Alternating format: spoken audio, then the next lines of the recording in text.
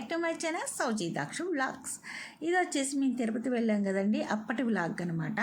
అయితే తిరుపతి వెళ్ళే వాళ్ళు ఎవరైనా సరే ఫస్ట్ టైం కానీ రీసెంట్గా మళ్ళీ వెళ్ళాలనుకుంటున్నా, ఇంతకుముందు వెళ్ళినా సరే చాలామందికి తెలియని విషయం ఒకటైతే మీతో చెప్పబోతున్నాను.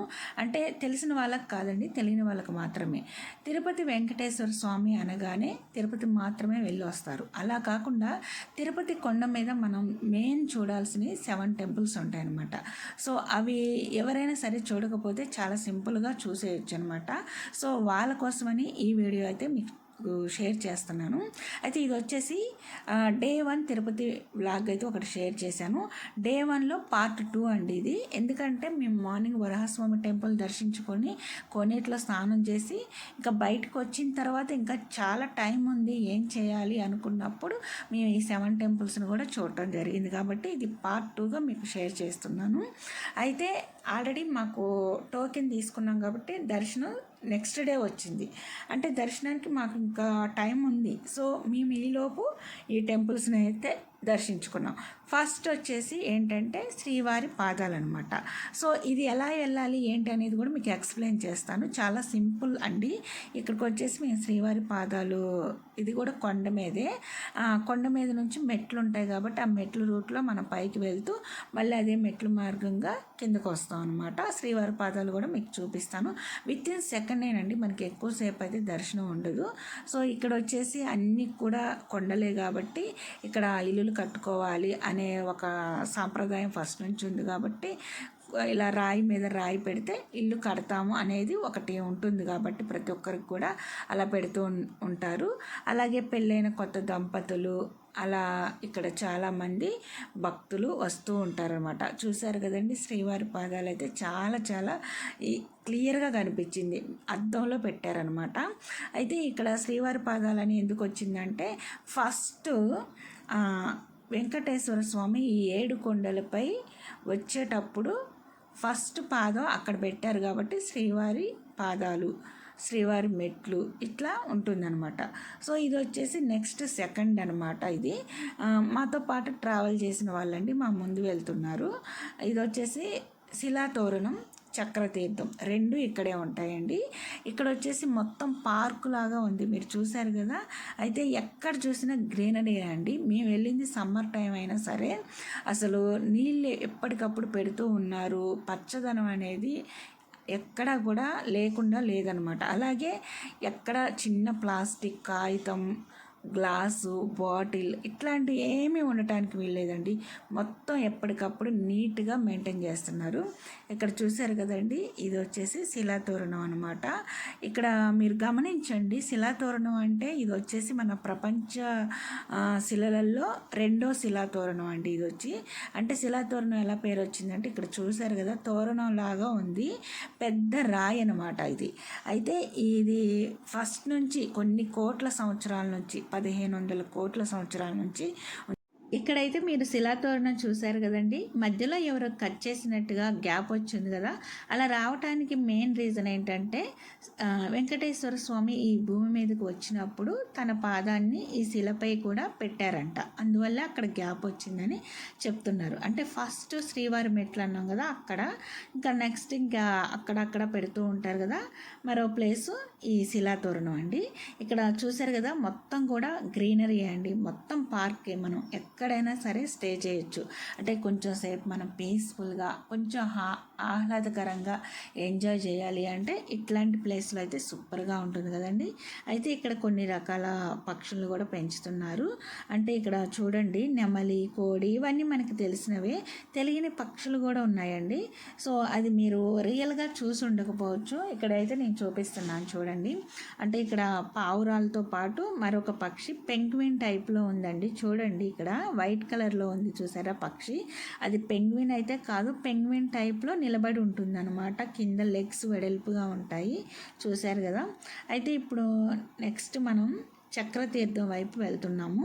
అంటే శిలాతోరణం దగ్గర నుంచి చక్రతీర్థం ఉంటుంది లోపలికి, అటువైపు వెళ్తున్నాము. ఇదంతా కొండ ప్రాంతమేనండి. ఎక్కడంటే అక్కడ చూశారు కదా, ఇల్లు కట్టుకోవాలనే ఆశతో ప్రతి ఒక్కరూ రాయి మీద రాయి పెడుతూ ఉన్నారు. సో మనం చక్రతీర్థం వైపు వెళ్ళేటప్పుడు ఏం చేసాము, పైకి ఎక్కుతున్నాం కదండి. సో అలాగే మళ్ళీ కిందకి దిగాలి. ఇప్పుడు మా పిల్లలు వెళ్తున్నారుగా అటువైపు అనమాట. అలా కిందకి దిగి మధ్యలో ఫ్లాట్గా ఉంటుందన్నమాట, మళ్ళీ పైకి ఎక్కాలి. సో ఇక్కడ చూడండి, మీకు గ్యాప్ అయితే కనిపిస్తుంది. చక్రతీర్థం మీకు చూపిస్తాను చూడండి ఎలా వచ్చిందో. ఇది ఒక పెద్ద కొండ అనమాట. ఈ కొండకి మధ్యలో చీలినట్టుగా ఉంటుందండి. చూశారు కదా, ఇక్కడ వాటర్ ఉన్నాయి. ఇదేనండి చక్రతీర్థం. మళ్ళీ ఇటువైపు ఉంటుంది గ్యాప్. చూడండి, ఇది కొండ మధ్యలో అనమాట, చీల్చినట్టుగా ఉంది. వెంకటేశ్వర స్వామి తన సుదర్శన చక్రాన్ని విసిరారంట. విసిరినప్పుడు ఇక్కడ ఒక ఘాటులాగా ఈ కొండ చీలిందంట. ఇక్కడ వాటర్ మీరు చూశారు కదా, ఈ వాటర్ ఎన్ని సంవత్సరాలైనా సరే, ఎంత ఎండాకాలమైనా సరే అస్సలు ఎండిపోదంటండి. అయితే మనం ఈ చక్రతీర్థం చూసాం కదా, ఇంకా మళ్ళీ లోపలికి వెళ్తే ఇక్కడ శివుడి గుడి కూడా ఉంటుందన్నమాట లోపల. మళ్ళీ మేము రిటర్న్ వచ్చేటప్పుడు ఈ శిలాతోరణం దగ్గర చాలామంది పిక్స్ అయితే దిగుతున్నారు. మేమైతే ఇప్పటికీ 3 ప్లేసెస్ అయితే చూసామండి. రిటర్న్ అయితే వస్తున్నాం, నెక్స్ట్ ప్లేస్కి వెళ్ళాలి కాబట్టి. ఇక్కడైతే చూడండి, షాపింగ్ మాల్లో చూశాను స్మాల్ డక్ ప్లే అండి. ఇది ఇప్పటివరకు ఈ టైప్ ఆఫ్ ప్లేని నేను చూడలేదు. ఇలా చిన్న చిన్న డక్స్ మెట్లెక్కి వాటంతటికి అవే పైకి వచ్చి మళ్ళీ పైనుంచి జారుతూ వస్తాయి. నెక్స్ట్ ప్లేస్ అండి, ఇది శ్రీ వేణుగోపాల స్వామి టెంపుల్ లోపల హదిరామ్ బాబా ఇక్కడ జీవ సమాధి అయ్యారంట, ఆ ప్లేస్ అండి ఇది.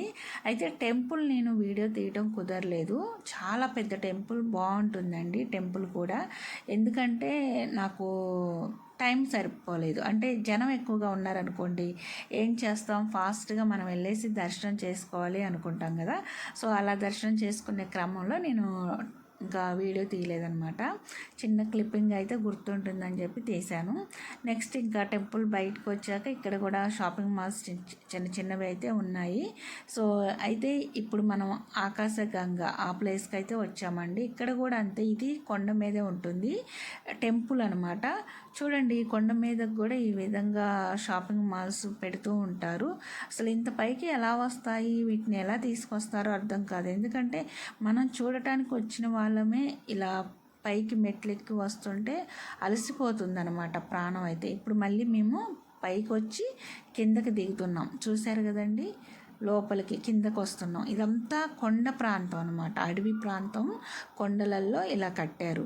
అయితే మొత్తానికి ఈ టెంపుల్స్ అన్నీ ఉన్నాయి అని ఎవరు గుర్తించారో తెలియదు, కానీ ఇంకా కన్స్ట్రక్షన్ జరుగుతూనే ఉందండి. ఇంకా కడుతూనే ఉన్నారు, ఏదో ఒకటి చేంజెస్ చేస్తూనే ఉన్నారు ఎప్పటికప్పుడు. టెంపుల్స్ అంటే ఇంకా పెద్దవి చేస్తూనే ఉంటారు.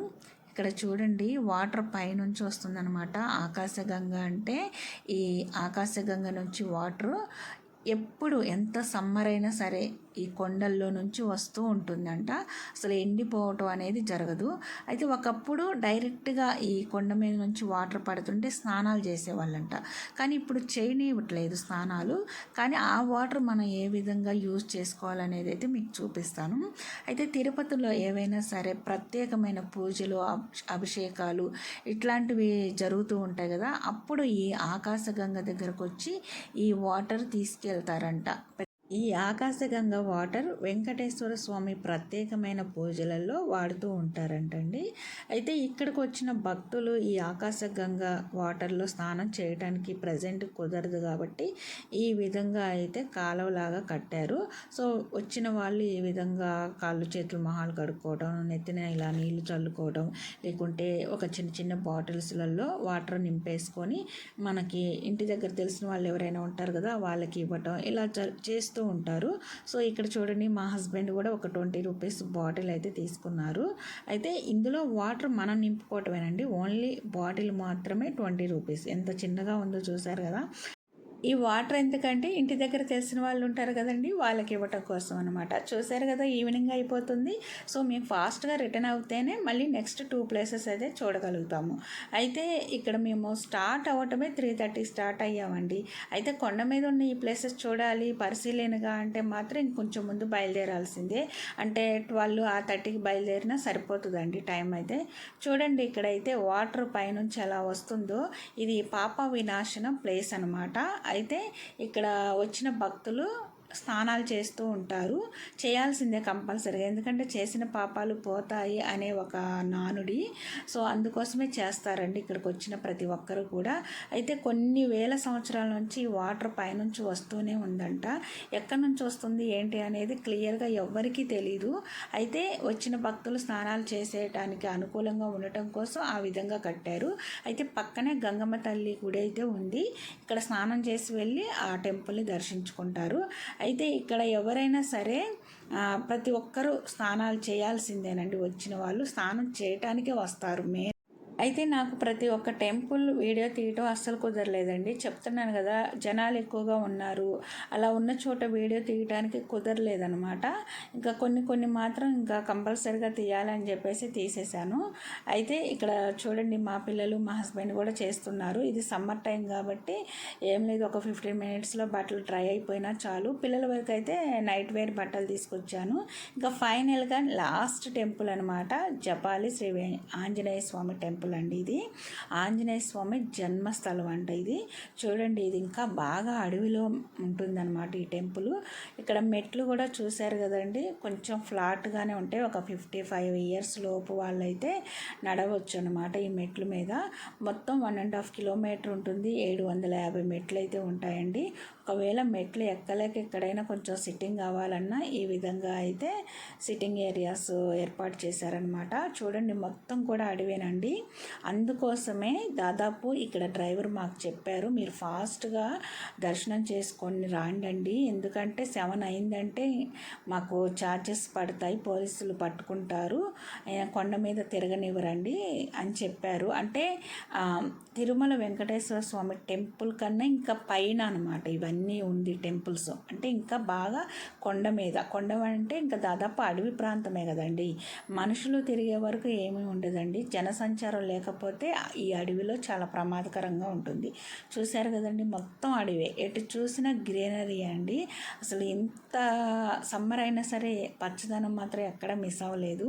చాలా బాగుంది టెంపుల్ అయితే. చూడండి, అసలు ఆంజనేయ స్వామి టెంపుల్ ఇంత బ్యూటిఫుల్గా ఉంటుంది అని నేను అనుకోలేదు. మీరు ఈ 7 టెంపుల్స్లో ఏది చూసినా చూడకపోయినా ఈ ఆంజనేయ స్వామి టెంపుల్ మాత్రం అస్సలు మిస్ అవ్వద్దు. ఇది జపాలి టెంపుల్ అంటారు. ఇక్కడ చూడండి, టెంపుల్కి ఎదురుగా ఈ విధంగా స్తంభాలు అయితే పెట్టారు కదా. అంటే ఏదైనా మండపంలాగా కట్టాలని పెట్టారో లేకుంటే ఇంకా సగం కట్టి వదిలేసారో అర్థం కావట్లేదు.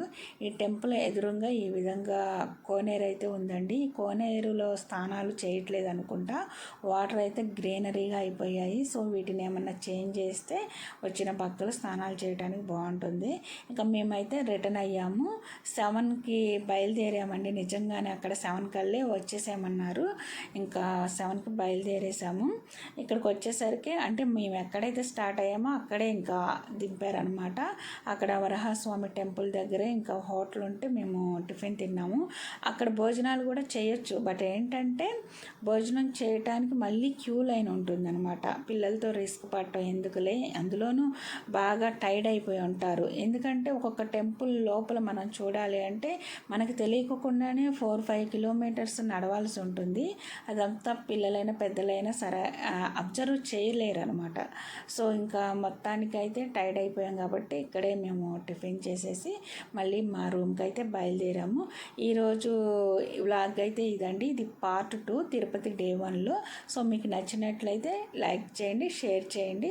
సో నేను అంత క్లియర్గా చూపించలేకపోయినా ఎక్స్ప్లెయిన్ అయితే అర్థమయ్యేలా చేశానని అనుకుంటున్నాను. అయితే ఈచ్ 120 రూపీస్తో కూడా బస్కి అయితే వెళ్ళొచ్చు అనమాట. ఈ 7 టెంపుల్స్ని మనం చూడొచ్చు.